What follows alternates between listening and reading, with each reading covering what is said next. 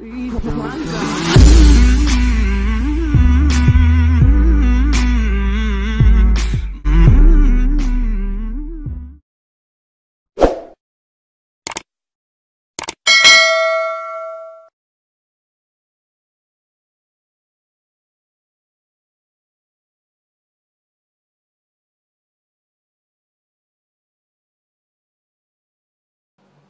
bersaksi, Aku bersaksi, tiada Tuhan tiada Tuhan selain Allah, selain Allah. dan aku bersaksi, Dan aku bersaksi, Nabi Muhammad Nabi Muhammad adalah utusan Allah. adalah utusan Allah. Alhamdulillah.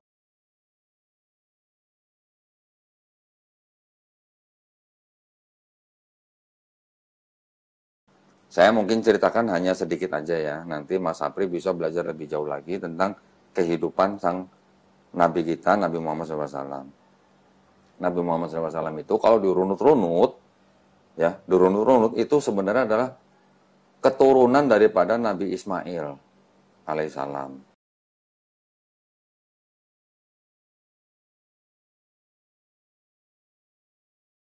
Nabi Ismail itu kan anak pertama daripada Nabi Abraham alaihissalam kan.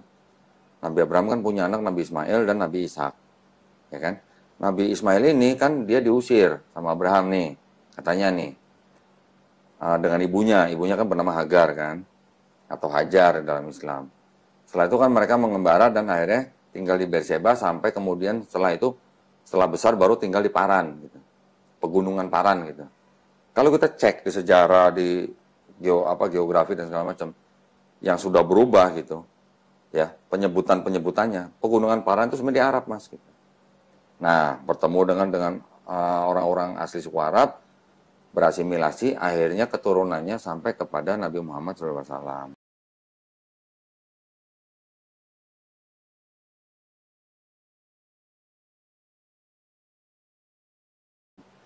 Nabi Muhammad SAW ini disebutkan bahwa dia adalah seorang yang ummi.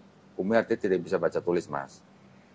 Ya, karena memang di negara Arab itu tidak terbiasa dengan tradisi baca tulis.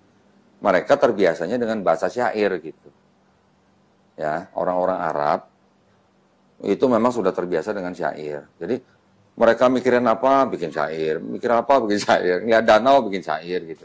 Lihat gunung, bikin syair. Memang gitu tradisinya gitu. Jadi bukan tradisi baca tulis gitu kalau untuk bangsa Arab. Nah di bangsa Arab itu sendiri, itu selama beratus-ratus tahun, bahkan sebelumnya itu, mereka juga sudah mengenal yang namanya pagan, mas.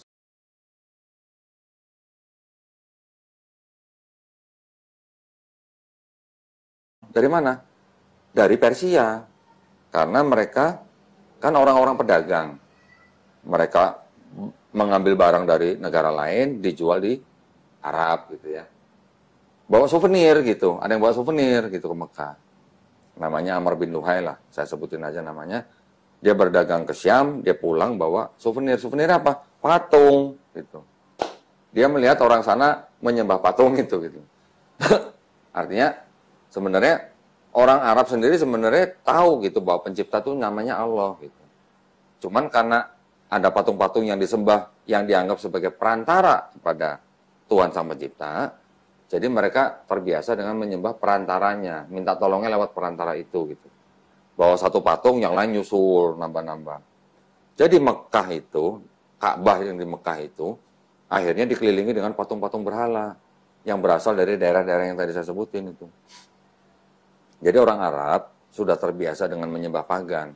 Setelah Nabi Muhammad lahir, kemudian setelah dia berumur 40 tahun, barulah dia mendapatkan wahyu.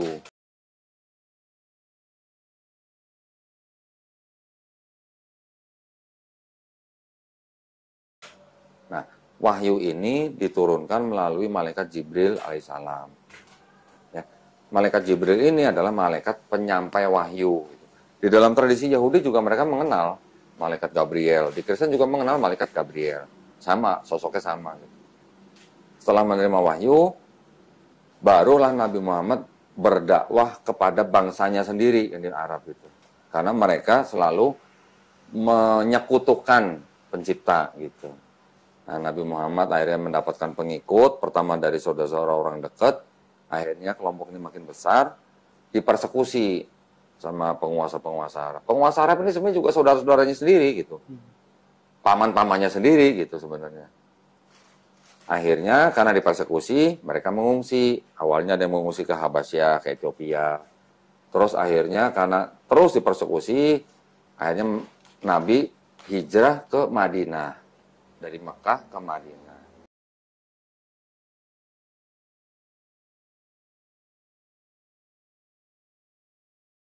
Gitu ya. Sebagian sudah hijrah duluan. Nah, setelah Nabi hijrah ke Madinah ini, inilah baru Nabi Muhammad SAW itu mempunyai pengikut yang cukup besar. Ya.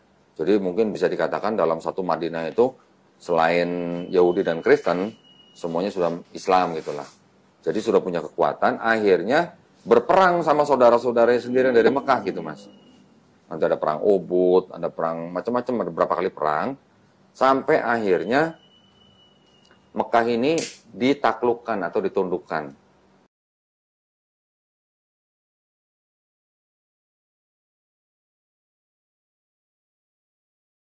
oleh Nabi Muhammad dan pengikut-pengikutnya dari Mekah.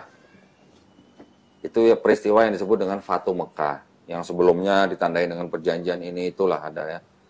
Setelah ditaklukkan ya, orang yang ada di Mekah pada waktu ditaklukkan oleh Nabi Muhammad, mereka silakan kalau mau masuk Islam dilindungin, tapi kalau nggak mau masuk Islam, karena Mekah itu adalah tanah yang suci, tanah haram, maksudnya tanah suci, mereka harus keluar dari Mekah gitu.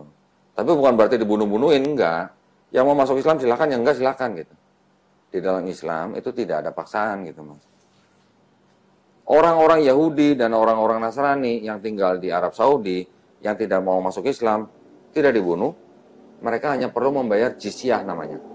Itu kalau menerapkan hukum Islam. Kalau di Indonesia enggak, ya kan? Jadi di dalam Islam, Islam itu tadi kan saya sudah sebutkan ininya ya, apa namanya definisinya gitu lah ya. Kalau apa namanya pada waktu Fatu Mekah, sorry saya mundur dikit.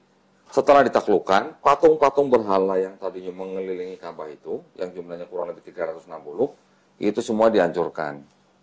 Jadi ajakan daripada Nabi Muhammad SAW itu apa? Hanya untuk kembali menyembah kepada satu pencipta. Gitu. Siapa? Allah Subhanahu Wa Taala.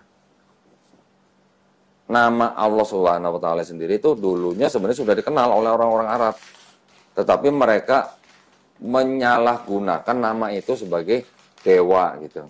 Ada yang bilang dewa bulan, ada yang bilang punya 3 anak gitu. Jadi pada akhirnya setelah Nabi Muhammad SAW akhirnya menguasai Mekah, barulah bangsa Arab ini berubah dari bangsa yang terbelakang baru menjadi bangsa yang beradab gitu. Sebelum diturunkan Islam di Mekah, bangsa Arab itu atau suku Quraisy itu adalah bangsa yang ini mas, contohnya mas.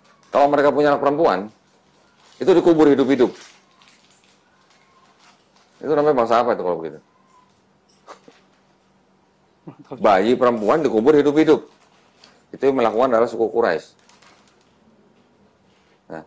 Nah, setelah Quran turun, setelah Nabi Muhammad SAW berdakwah, yang tadinya hal-hal seperti itu, bahkan perbudakan, minuman keras, itu semuanya step by step itu semua dihilangkan.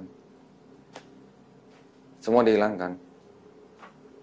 Jadi yang misalnya istri misalnya, sebelum ada Quran dan Sunnah, orang-orang Arab di situ bisa punya istri yang unlimited gitu. Berapa aja boleh gitu, nggak ada aturan. Setelah ada Islam, dibatasin maksimal 4 gitu. Gitu. Yang tadinya Homer itu ya, minuman keras itu udah terbiasa siapapun boleh minum, step by step dihilangkan. Karena ada orang yang habis minum Homer sholat gitu. Jadi dilarangnya dengan bertahap. Begitu juga dengan perbudakan. Perbudakan lama-lama juga dihapuskan dengan cara apa? Pernikahan, misalnya membayar denda. Akhirnya hilang perlahan gitu. Tapi Kristen gimana? Sampai abad 19 sampai abad 20 masih mempraktekkan perbudakan di Amerika sana. Ya kan? Islam ini yang membawa bangsa Arab dari masa yang disebut masa jahiliyah menjadi masa yang beradab dan berakhlak gitu.